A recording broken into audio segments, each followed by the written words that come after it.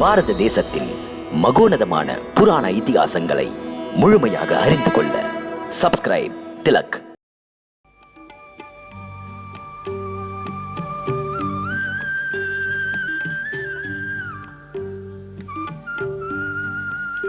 இமயமலையில் உள்ள 2 சிகரங்கள் இன்றும் கூட நர நாராயணர்கள் என்ற பெயரால் தான் அழைக்கப்படுகின்றன.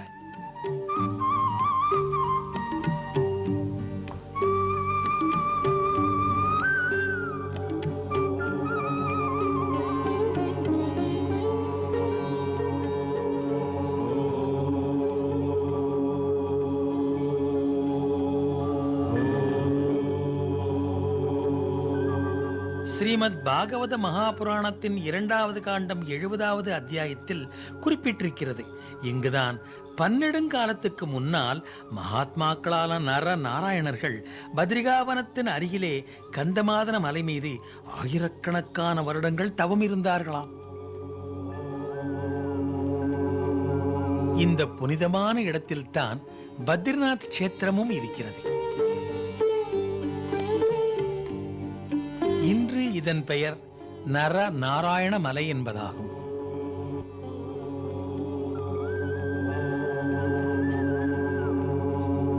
ஸ்ரீ வாமன புராணம் தந்த விளக்கங்கள். பிரம்மதேவர் தன் மனதிலிருந்து மன்னன் தர்மனை உண்டாக்கியதாக.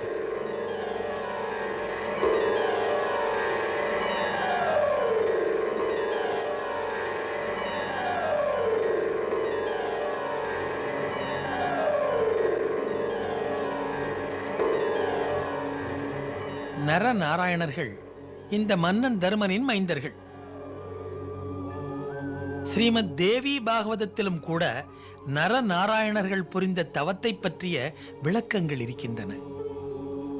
இவர்கள் 1000 வருடங்கள் தொடர்ந்து செய்த தவத்தின் பலனாக இவர்களுக்கு வியக்கத்தக்க பலவித சக்திகள் வசப்பட்டன.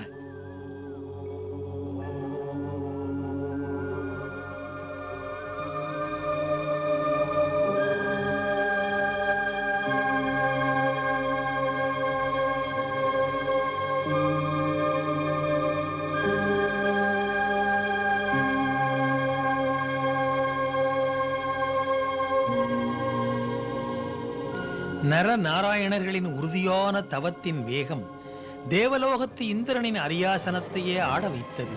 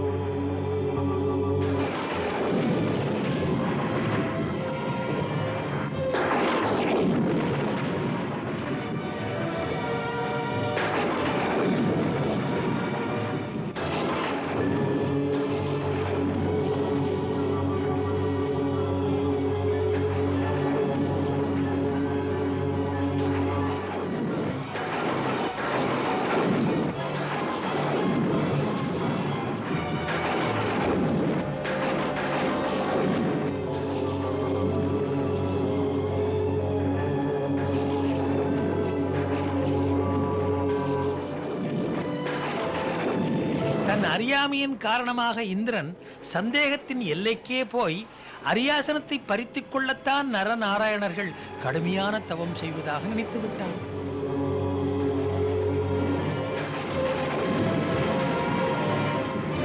உடனே இந்திரன் தன் சபையில் உள்ள எழில்மிக்க ஆடல் அரசிகளை அழைத்தான்.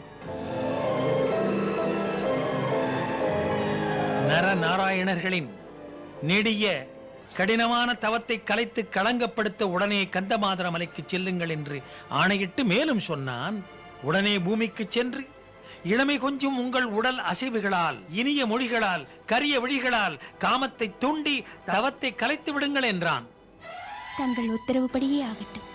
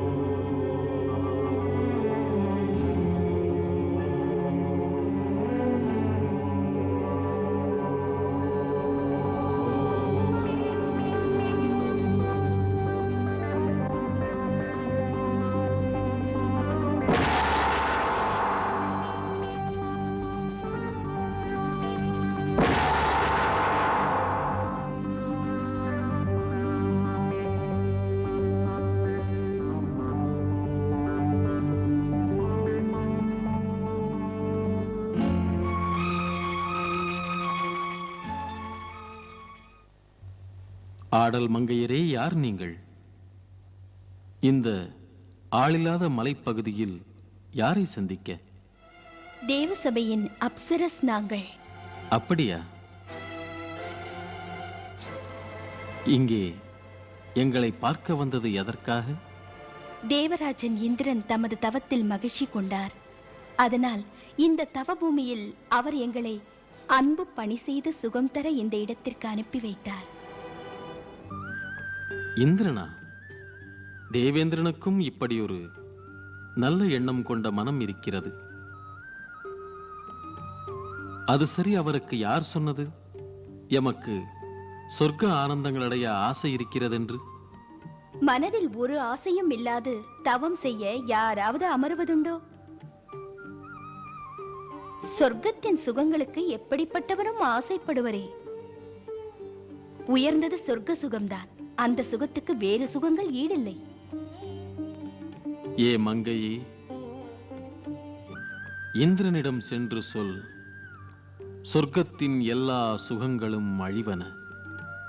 இன்று இருக்கிறது, அது நாளை இருக்காது. அதே நிலைதான் இந்திர பதவிக்கு. ஆழ்வது ஒரே இந்திரன் அல்ல, அவனும் மாறுவான். அவ்வாறே அவன் தரும் சுகமும் இன்பமும் கூட நீரின் மேல் குமிழிகள். தவம் செய்ய இந்த ஆனந்த பனிமலையில் அமர்ந்திருக்கின்றோம். உண்மையில் இதன் பெருமை என்னவென்று இந்திரனுக்கு தெரியுமா? முனிப்புங்கவரே, ஆடல் மங்கையரின் அணி இங்கு வந்திருப்பது வாலிப உள்ளங்களின் ஆசை எண்ணங்களை தீர்க்கத்தான். அமரேந்திரன் எங்களுக்கு ஆணையிட்டார், இன்ப சுரங்கங்களின் தங்கக் கிளிகளே செல்லுங்கள் என்று. அதனால்தான் இன்பக் கிளிகள் இங்கே வந்திருக்கின்றன தங்களுக்காக.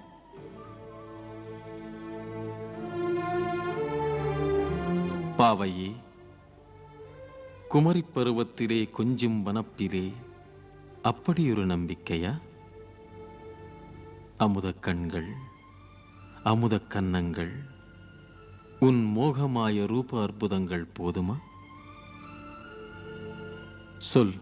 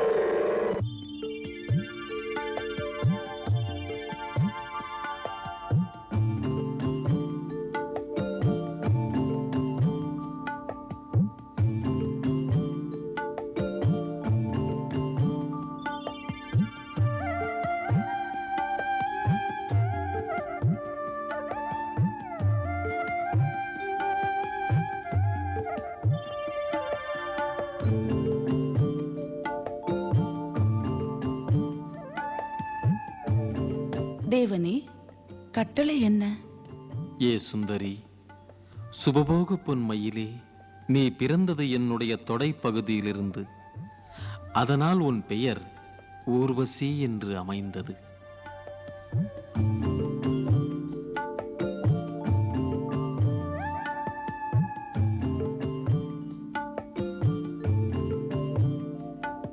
ஏ அழகு பெண்ணே, இந்த ஊர்வசிக்கு நீ உயர்ந்தவளா? ஏ ஆட வந்த மோகினி, இந்த ஊர்வசி ஆடினால் நீங்கள் மிஞ்சுவீர்களா?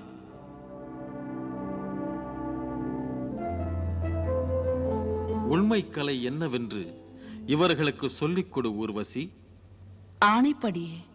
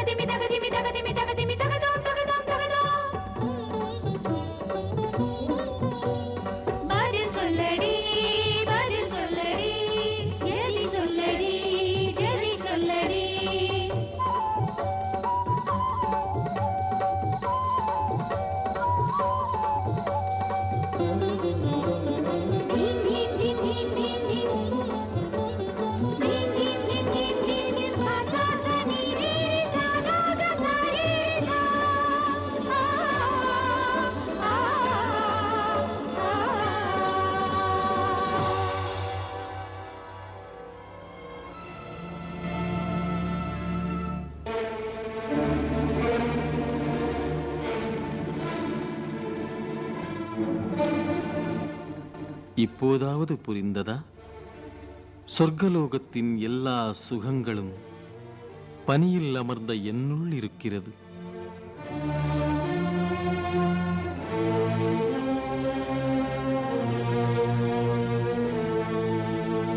மன்னியுங்கள் முனிவரே, எங்களை மன்னியுங்கள்.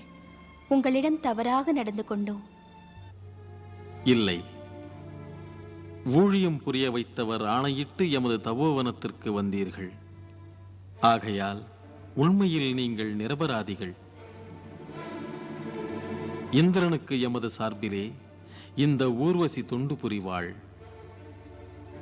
அவரிடம் சொல்லுங்கள், இன்பம் தரும் அழகு பெண்மணிகளின் ஆடல் அமைப்பிலே நாம் தந்த இந்த நடன மணி இந்திரன் கிரீடத்தில் இன்னொரு மணி.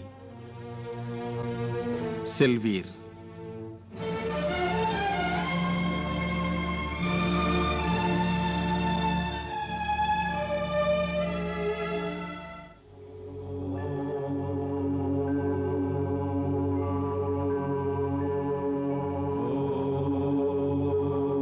புராணங்கள் சொல்கின்றன, இந்த நர நாராயணர்கள் தான் பிற்காலத்தில் துவாபர யுகத்தில் ஸ்ரீ கிருஷ்ணனாகவும் அர்ஜுனனாகவும் அவதரித்ததாக. ஸ்ரீ கிருஷ்ணன் எதுகுலத்திலும் அர்ஜுனன் பாண்டு வம்சத்தில் குந்திக்கு மகனாகவும் பிறந்தார்கள். இது பற்றிய விவரங்களை ஸ்ரீ கிருஷ்ணன் கீதையிலே தெளிவாகவும் விளக்கமாகவும் சொல்லியிருக்கிறார். பஹூனி மே வ்யதிதானி ஜன்மானி தவச்சார்ஜுன சத்வஹம் வேத சர்வாணி ந த்வம் வேத பரந்தப.